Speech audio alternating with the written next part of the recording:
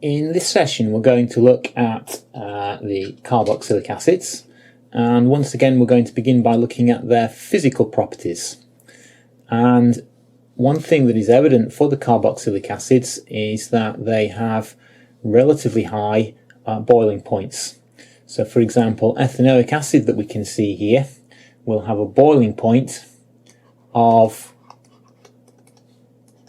around about 118 degrees Celsius, which is significantly higher than even for the alcohols. So we saw earlier that the alcohols got higher boiling points than equivalent alkanes or alkenes because of the presence of hydrogen bonds. The hydrogen bonding that is present in carboxylic acids is actually stronger than the hydrogen bonding that is present in the alcohols. Basically the OH bond in a carboxylic acid is even more polar than in alcohol. Also, with things like carboxylic acids, we've got the possibility of forming a sort of a double hydrogen bond here. So this OH bond is polar.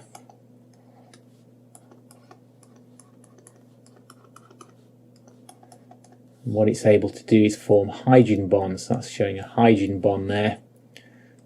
Forming,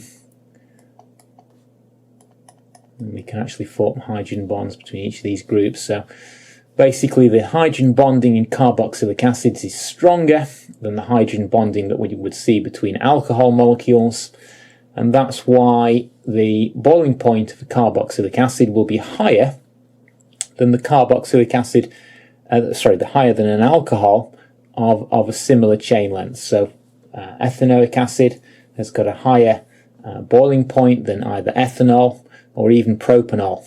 It'll be higher. So that's one thing to bear in mind. For the same reason, because it forms these strong hydrogen bonds, the short chain carboxylic acids will be very soluble in water, so they'll be miscible, they'll mix well with water because they can form hydrogen bonds with the polar water molecules. So hydrogen bonds between water, carboxylic acid molecules, these molecules will be miscible with water, which is another physical property. Just like for alcohols though, as the chain length gets longer and the carboxylic acid group at the end represents a smaller portion of the molecule as the hydrocarbon chain gets longer and you go to butanoic acid, pentanoic acid, hexanoic acid, so forth, the chain gets longer, the solubility will decrease because the carboxylic acid group, which is able to form the hydrogen bonds, represents a smaller portion of the overall molecule.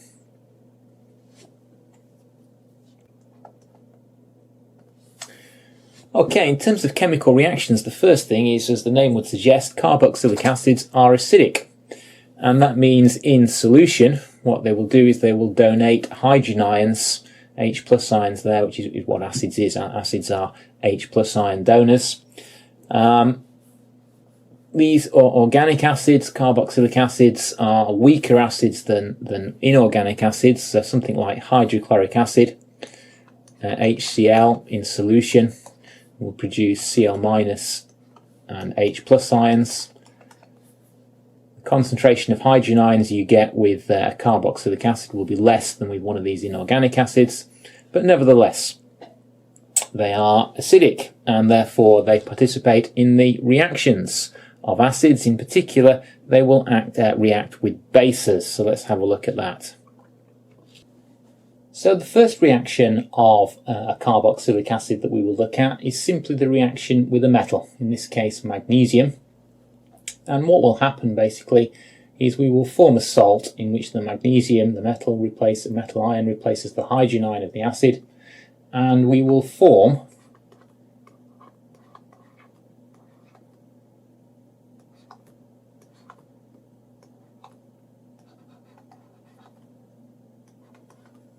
salt and hydrogen. Put the state symbols in there. Hydrogen will be a gas, this will be in solution. So magnesium, a group 2 metal, forms a 2 plus ion. The ethanoate ion, CH3COO minus, when it loses the H plus ion, is single negative, so we need 2 of those. And we're going to need a 2 over here then just to make the equation balance. And there we are. That's the reaction with the carboxylic acid and a metal, we form hydrogen gas just as we would if we reacted magnesium with any other acid like hydrochloric acid or sulfuric acid. We could also react with a metal oxide.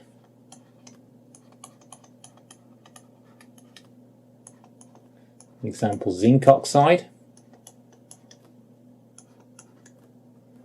And we would form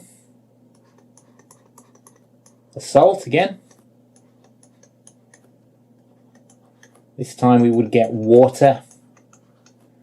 Got to make the equation balance. Put a state symbol in there. If we want water's a liquid, this will be in solution. We can also react carboxylic acid with a metal hydroxide, in this case sodium hydroxide.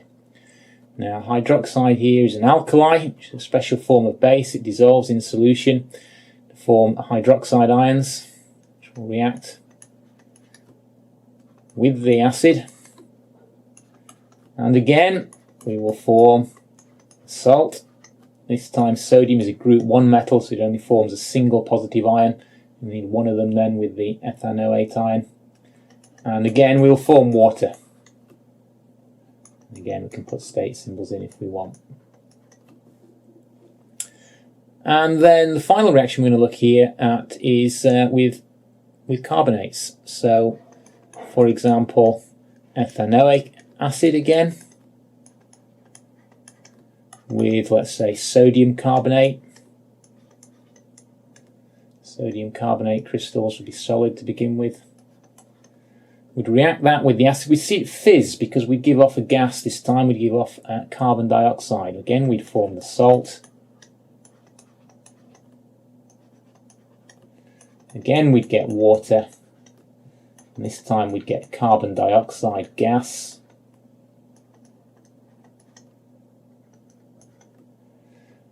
And we can make the equation balanced because we've got 2 sodiums there. We're going to need to form 2 of those. We're going to have 2 of these. So there we are. We can react a carboxylic acid with a metal, in which case we'd get the salt and hydrogen. We can react the carboxylic acid with the metal oxide, and we would get the salt and water. We could react it with the metal hydroxide, get salt and water. And again, we could react with the carbonate and get a salt and water. The salt, simply all that's happening to form the salt is the metal ion is replacing the hydrogen of the acid to form the salt. That's when you form a salt. And also then in this example with the carbonate, you get water and carbon dioxide. Pretty much very similar to what you would get with inorganic acids, basically the salt and then water and carbon dioxide in the case of a reaction with a metal carbonate. The next reaction of carboxylic acids that we will look at is called the esterification reaction, in which a carboxylic acid reacts with an alcohol. In this example we have ethanoic acid on the left reacting with methanol here. Now this is an example really of a dehydration reaction in which we eliminate a water molecule. So if I put a dotted ring around here, what we're basically going to do is eliminate a water molecule here in order to join these 2 together. And when we do that, we form an ester. And the ester that we get, in this case, we can draw here.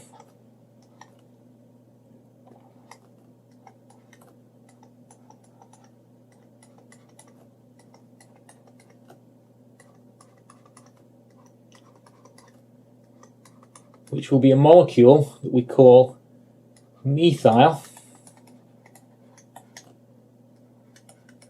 ethanoate,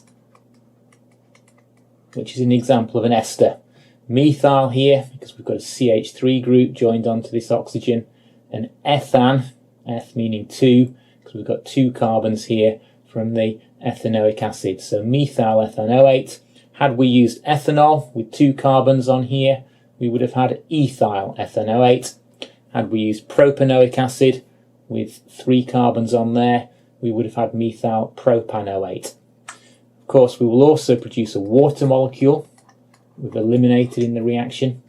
Reaction conditions here, well, we'd need to perform this in the presence of concentrated sulfuric acid. We would also need to heat the reaction mixture in order to get the alcohol to react with the carboxylic acid, eliminate the water molecule and form the ester.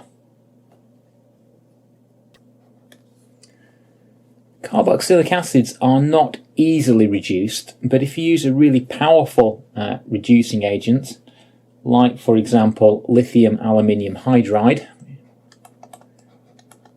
a very powerful reducing agent, it is possible to reduce then a carboxylic acid, and you would reduce it to a primary alcohol.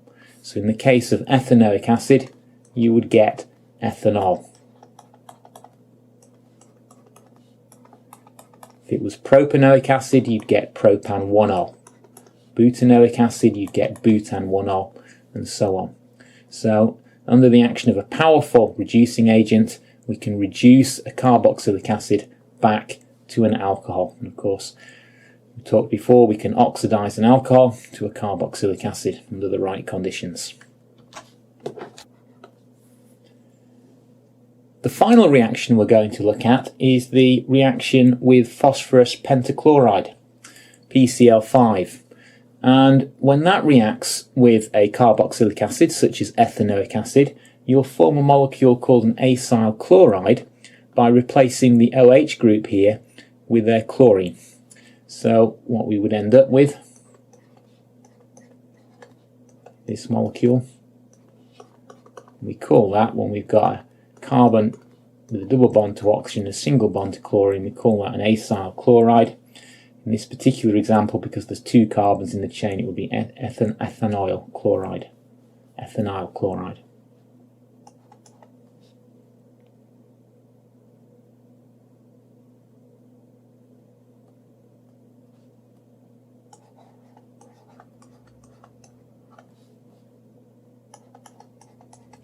And we can balance the equation like that. So that was the final reaction of carboxylic acids that we're going to talk about in this session.